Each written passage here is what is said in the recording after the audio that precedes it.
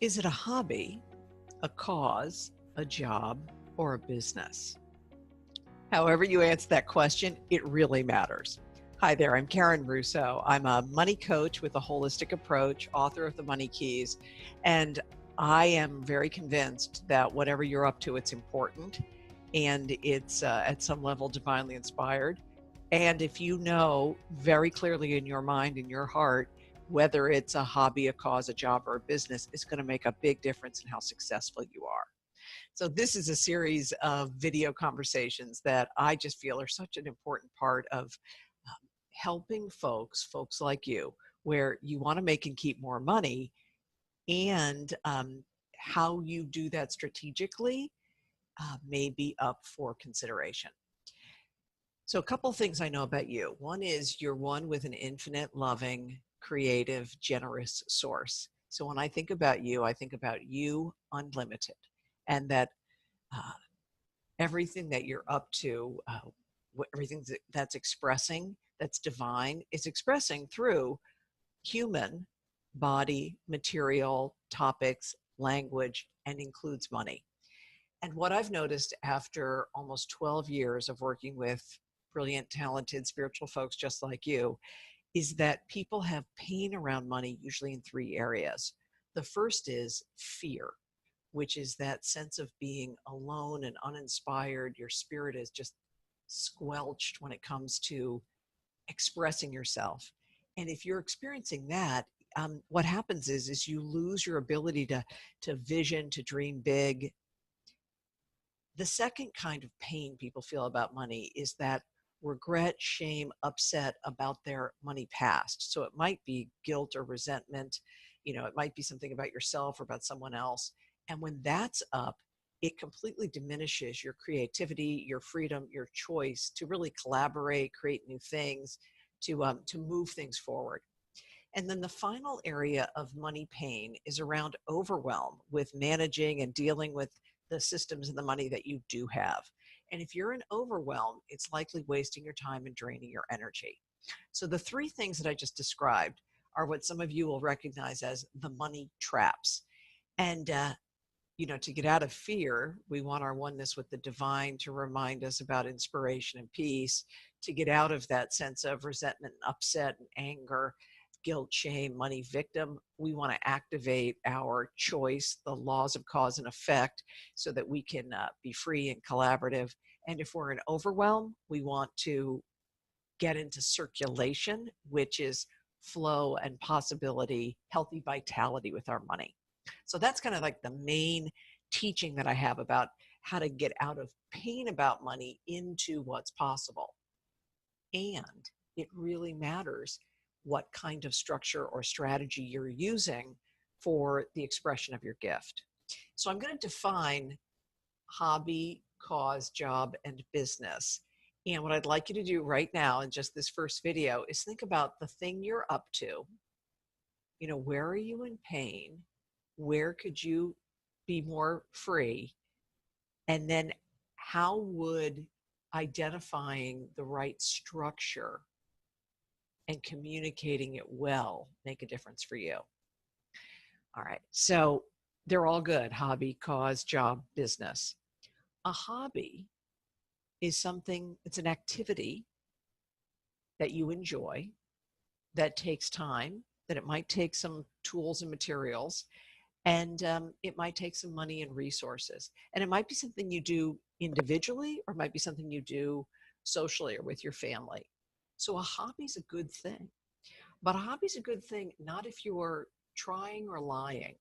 So if it's a hobby and you're trying to make it a business, but it's not really a business, that's going to be financially and practically painful. And the other thing is if you're lying, and that's a strong word, but if you're doing something that really is a hobby, but telling yourself or a spouse that it's a business, it's going to feel so out of integrity. And I'll give an example of a beautiful woman that I worked with who she had a series of poems that she had written, and they were inspired by an Eastern form of poetry called haiku. And she had this wonderful series of beautiful poems that she wanted to share with the world. And she was trying to think, is this a business? But stay tuned what she learns about her poems. So where are you? Is it a hobby, that thing that you're up to? The next is a cause. So a cause, I mean something that you are passionate about, like it's justice or help or recovery. It's giving and caring about people, about making an impact, about making a difference. And a cause could be something that's a not-for-profit. It could be uh, Feed America, it could be justice, it could be a movement, it could be Black Lives Matter. If something's a cause, it may have a financial aspect to it. You might be doing GoFundMe's or fundraising for your cause. And it could be that you are financially benefiting from the work you do for a cause. But the place where you get in trouble with a cause is, again, if you're trying to make a cause into a business, but you're spending tons and tons of time with it, you may be taking time away from self-care or from your family, and you may be out of balance, out of integrity. I worked with a beautiful gal. She was a young retired firefighter. And, as a fairly young woman, she joined a program that I was also part of where we were all launching entrepreneurial ventures, and everybody was about your fastest path to cash. But what she had in her heart and mind was a message she wanted to get out to help people be more aware. As a firefighter, she experienced the devastation that people experience when they're not aware. And it was such a struggle because what she really had was a cause, not really an entrepreneurial venture. So where are you with cause? And then job. A job is a good thing. A job is you being hired either as a W-2 full-time employee or as a 1099 contractor. I would call that sort of a job or a gig where you're producing results for somebody else. So it's not like you're like a business where you're going to get the client, but a job is really like I got hired to produce something. Probably somebody else sold the something.